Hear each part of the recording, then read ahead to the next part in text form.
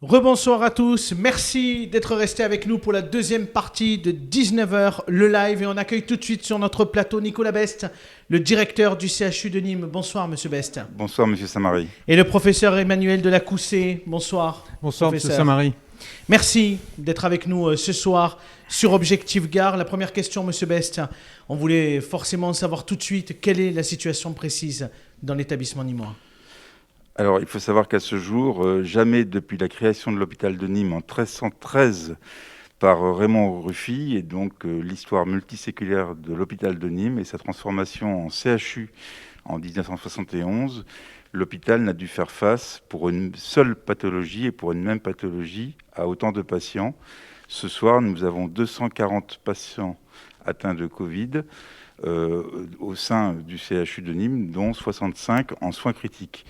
C'est un chiffre tout à fait exponentiel puisque lors de notre dernière interview, le 19 octobre, nous décomptions 65 patients. Donc nous avons 4 fois plus de patients atteints de Covid-19 en 15 jours hospitalisés, dont 65 en soins critiques, c'est-à-dire présentant des détresses respiratoires importantes, d'où un phénomène de saturation du CHU que nous évoquerons tout à l'heure. Mais qu'est-ce qui explique que ces chiffres ont autant explosé en 15 jours? Qu'est-ce qui l'explique, professeur, peut-être? Écoutez, je n'en sais rien, et plutôt que de faire des supputations qui seraient complètement gratuites, ce que l'on constate, c'est que alors qu'en Occitanie, on a une tendance à atteindre un plateau, nous, dans le Gard, ça continue à monter, mais bien au-dessus. Je vais prendre un exemple, que ce soit au niveau de la Haute-Garonne ou de l'Hérault, qui étaient quand même des endroits extrêmement sensibles, eh bien, ils sont inférieurs à 500 pour 100 000 en termes d'incidence. Nous sommes en gros à 600. Nous étions à 600 hier, alors que 2 jours avant, on était à 530 pour 100 000 habitants. Donc ceci veut dire que ça continue à monter et que grâce au confinement, nous aurons, j'espère, comme on a eu lors de la première vague, on aura un ralentissement. Mais là, nous allons continuer sur 15 jours qui vont continuer et on va avoir une période, là on attaque une période extrêmement difficile. On est dans une montée comme ça. Comment on peut agir? Vous parliez effectivement du reconfinement. C'est la seule solution aujourd'hui pour faire baisser la pression hospitalière? Alors la pression hospitalière, elle est sur nous à l'heure d'aujourd'hui. Ce que nous pouvons simplement faire, comme les semaines précédentes, c'est continuer à libérer des nouvelles capacités dans des limites, évidemment, qui restent celles d'un CHU à taille humaine. Et donc nous avons encore programmé des sectorisations de services entiers qui vont basculer en haute densité virale, c'est-à-dire libérer leurs lits en faveur d'une prise en charge de patients Covid.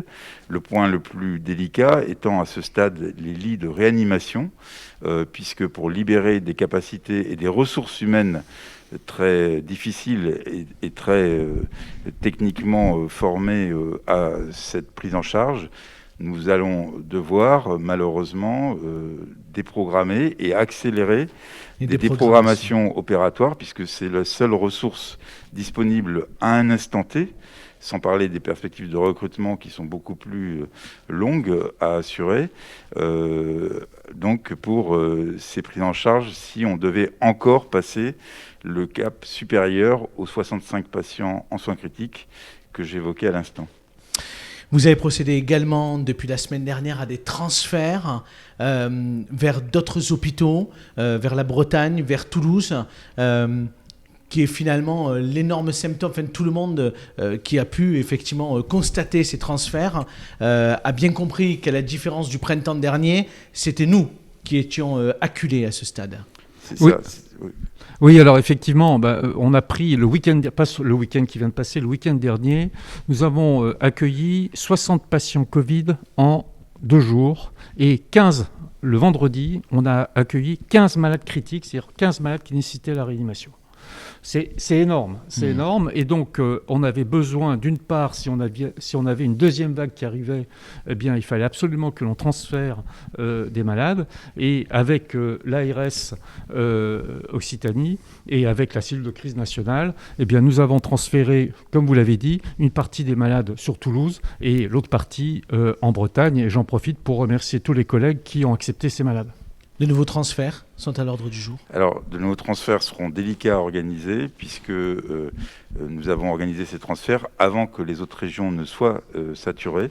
Et c'est la raison pour laquelle le directeur général de l'ARS avait, dès le lundi de la semaine dernière, organisé en lien avec nos équipes ces transferts puisqu'il savait que par la suite, ces transferts seraient beaucoup plus difficiles à organiser et à mobiliser. Donc à ce stade, des informations dont on dispose, si on peut encore avoir des transferts intra-régionaux en fonction des possibilités des uns et des autres, avec le CHU de Montpellier, avec le CHU de Toulouse notamment, d'avoir des capacitaires ponctuellement libérés pour des besoins d'une autre structure. Les transferts interrégionaux dans le cadre du dispositif national d'évacuation sanitaire seront quasiment impossibles dans les prochaines semaines, compte tenu de la montée en charge de la pathologie dans toutes les régions qui seront vite également saturées, alors qu'elles ne l'étaient pas encore, notamment la Bretagne et l'Ouest, au moment où nous avons organisé ces transferts il y a maintenant une semaine. On l'avait dit, on en a parlé, notamment dans le cadre d'interviews qu'on a pu faire ensemble. Il faut le souligner, hein, le CHU s'était préparé. Je veux dire, et fort heureusement que vous aviez quand même anticipé, bien évidemment, ce risque, même s'il a explosé depuis et qu'on a de plus en plus de malades. La question que j'ai presque envie de poser là au professeur, c'est dans quel état d'esprit sont les soignants, les médecins, etc. Comment ça va ? Alors, comme j'avais déjà dit, nous sommes toujours fatigués, épuisés, plus les gens qui attrapent la maladie. Cependant, actuellement, devant l'afflux et devant ce qui se passe actuellement, les médecins et les soignants sont complètement mobilisés. Là, je revenais d'une réunion avec tous les chefs de pôle du CHU et tout le monde est mobilisé pour faire face et dans une union, je dirais l'union sacrée. Mais cette union sacrée n'est pas qu'au niveau du CHU.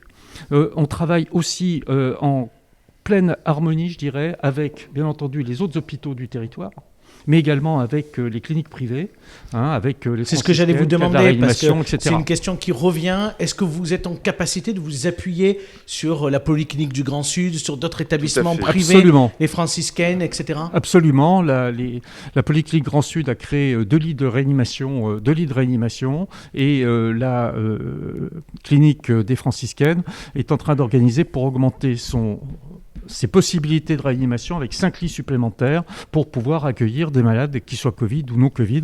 Non, on travaille en parfaite harmonie tous. Et le reste, il n'y a pas de polémique. Et il n'y a pas à avoir de polémique sur ce sujet. Tout le monde travaille ensemble. Comme je vous l'avais dit lors de la première vague, nous sommes d'abord médecins. Et notre rôle, c'est de sauver les gens. Donc là, on ne se pose pas la question, etc. On y va, et sans état d'âme. Encore une fois, excusez-moi, mais je vous en prie. Il n'y a pas eu de difficulté de coordination territoriale pour mobiliser les ressources et de la clinique des franciscaines et de la PGS, contrairement à ce qu'on a pu lire par ailleurs, sur le terrain. Nous avons pu obtenir l'ouverture de lits supplémentaires de réanimation qui seront précieux pour passer le cap de cette semaine à la clinique des franciscaines, avec le soutien et les renforts en personnel du groupe Elsan, propriétaire de cette clinique, et ceci dans un cadre consensuel, orchestré, coordonné, y compris avec la structure territoriale régionale du groupe Elsan, et encore une fois, avec une ouverture capacitaire cette semaine supplémentaire qui sera précieuse pour obtenir, puisqu'on en est là, quelques lits de réanimation supplémentaires, encore une fois, pour passer le cap et éviter peut-être encore d'autres déprogrammations au CHU qui ne captent pas tout seul toutes les filières, mais qui articulent ces filières avec les hôpitaux d'Alès et Bagnols-sur-Cèze et les cliniques nîmoises. Un mot sur les déprogrammations ou les reprogrammations. Rappelons-le, bien évidemment, ce sont des reprogrammations quand il ne s'agit pas d'un état vital. Enfin, on est bien d'accord qu'aujourd'hui, ce sont surtout à ce stade, bien évidemment, des gens où le report est possible en termes d'intervention. Un mot quand même, vous nous aviez parlé précédemment d'un protocole médical qui était mis en place en réanimation, qui permettait de gagner quelques jours, c'est-à-dire permettre effectivement de faire sortir plus rapidement des gens de la réanimation. Est-ce qu'aujourd'hui, ce protocole fonctionne ? fonctionne ou vous vous rendez compte que les dernières personnes qui arrivent, ça ne fonctionne pas, ce protocole? Non, ce protocole fonctionne, mais le protocole ne fonctionne pas à 100%. Il y a un certain taux qui évite de passer en réanimation, qui évite la respiration artificielle, mais il n'est pas de 100%. Donc, effectivement, il y a un progrès, et ces malades, à ce moment-là, passent plus vite, puisqu'ils ne sont pas sous respiration artificielle, mais ceux qui ont besoin de respiration artificielle, ça va durer plus longtemps, ce qui est logique, et M. Samary, quand même, un message. On entend partout que ça concerne surtout les sujets âgés fragiles. C'était la prochaine question, effectivement. Voilà. Qui c'est qui arrive aujourd'hui à l'hôpital? Non, on en a des sujets de plus en plus jeunes qui sont atteints et qui sont graves, qui sont sous respiration artificielle, voire même sous circulation extracorporelle pour apporter de l'oxygène autrement que par les poumons. Ce sont il y a des gens qui ont moins de 40 ans et qui sont atteints maintenant. Donc, attention. Avec des formes graves. Avec des formes graves, bien sûr. Les formes chez les jeunes, les formes ne sont pas graves, ils ne viennent pas. Ils sont asymptomatiques d'une manière générale.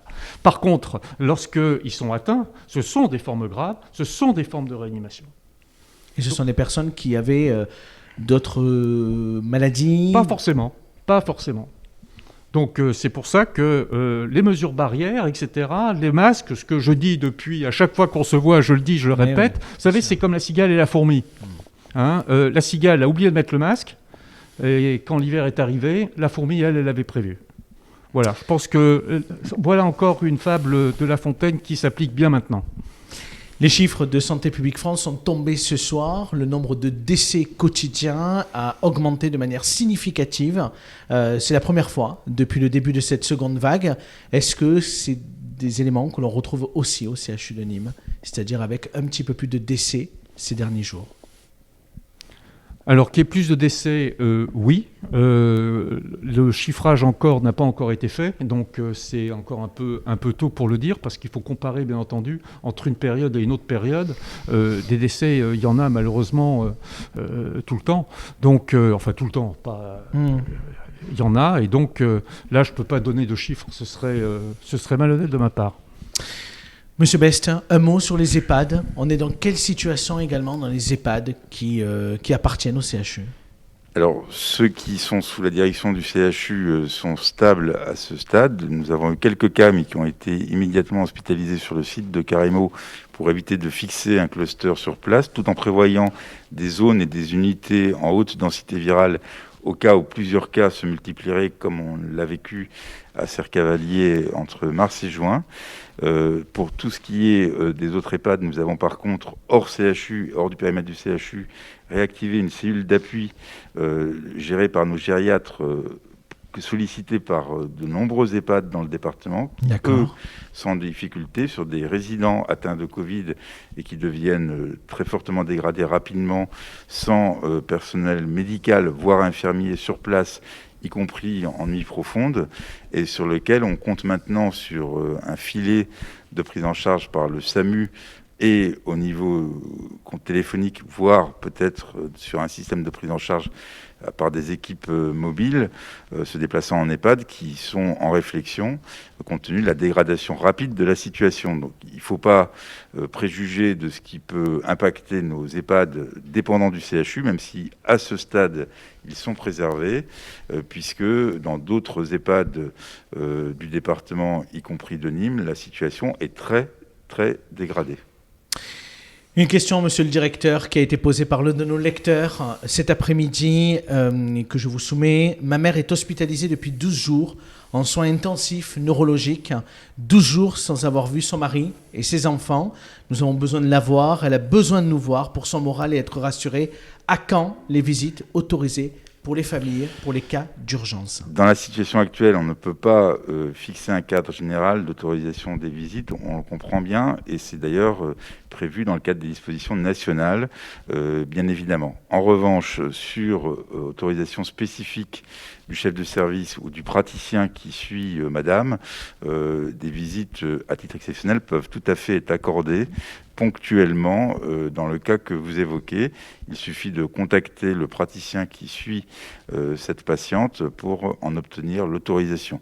Il en va de même pour les structures comme Cercavalier, où encore ce matin on a évoqué la situation situation et rappeler la possibilité d'organiser des visites, mais programmées dans le temps et fixées à l'avance pour pouvoir les planifier et éviter des flux trop importants sur ces différents sites. On est bien conscient que toutes ces mesures barrières d'interdiction générale supportent des exceptions, qu'elles posent des problèmes éthiques lourds, mais il faut bien comprendre que la situation du site principal, Carremo, est en soi tendue et que ce cadre général de mesures barrières s'applique y compris aux flux extérieurs, dont les familles, les visiteurs, et bien entendu, d'autres visites sont strictement interdites, comme celle des visiteurs hospitaliers, des sociétés pharmaceutiques ou des autres interlocuteurs habituels des structures hospitalières qui, elles, sont désormais prohibées. Donc on a bien un cadre général qui est posé, qui est d'ailleurs qui est décliné au niveau national, mais qui peut, pour des raisons médicales objectives et sur sollicitation des praticiens, supporter des exceptions, bien entendu, pour mêler respect des mesures barrières et éthique. Monsieur le directeur, une dernière question, j'en aurai une pour vous également, professeur. Une dernière question sur les capacités, les ressources. Est-ce que vous êtes confiant quand même sur la capacité du CHU d'arriver à trouver les solutions pour pouvoir accueillir les Gardois encore ces prochains jours? Alors, la force du CHU, comme l'a rappelé le professeur Delacoussé, c'est la mobilisation de ses équipes et le caractère unitaire de son action, alors que cette crise que nous vivons maintenant dans une accélération assez difficile à appréhender, aurait pu aboutir au résultat inverse. En revanche, il ne faut pas nier, comme je le disais, que mobiliser 250 lits sur un potentiel, toute spécialité confondue, qui fait à peine 900 lits, est une gageure que on a tenue jusqu'à maintenant, mais qui ne pourra pas être tenue indéfiniment. Encore une fois, on doit concilier tous les jours les programmes opératoires, les autres priorités de santé publique avec la prise en charge des patients Covid, et on est à la limite du système. Nous avions anticipé en créant une 50aine de lits de soins critiques, ce qui est absolument énorme. Il faut savoir que pour des lits de réanimation supplémentaires, c'est une infirmière pour 2 lits, soit 6 infirmières pour armer 1 lit de réa à recruter. Donc c'est absolument colossal. Le travail préparatoire qu'on a fait est absolument majeur, encore une fois. Je le soulignais tout à l'heure. 31 à 46 lits de réa. Non, il faut en avoir conscience. 50 lits de soins critiques, c'est 300 personnels de plus mobilisés sur ces soins critiques. Et malgré ça, le système tient à peine parce que, encore une fois, on a multiplié par 4 la prise en charge Covid en l'espace de 15 jours. Donc on est en limite du système dans un CHU qui a une capacité globale, encore une fois, qui n'est pas extensible à l'infini.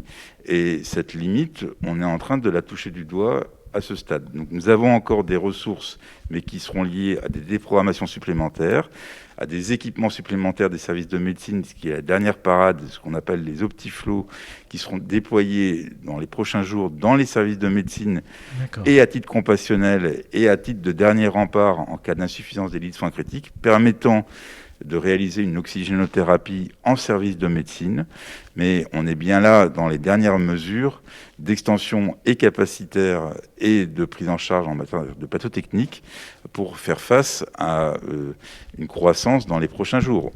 Il est clairement établi qu'on ne pouvait pas prévoir, il y a 15 jours seulement, la multiplication par 4 de cette prise en charge.